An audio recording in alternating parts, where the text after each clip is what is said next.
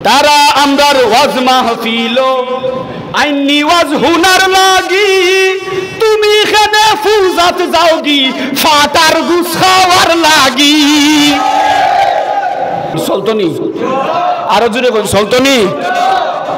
তারা আমরার ওয়াজ মাহফিল আইনি ওয়াজ হুনার লাগি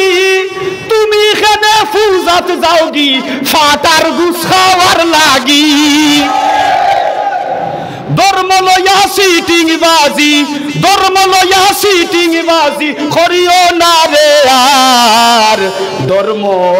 যার যার উৎসব বলে সবার নাউজুবিল্লাহ কই এটা তার স্লোগান ধর্ম যার যার উৎসব সবার বিয়া যার যার বউ বলে তারা সবার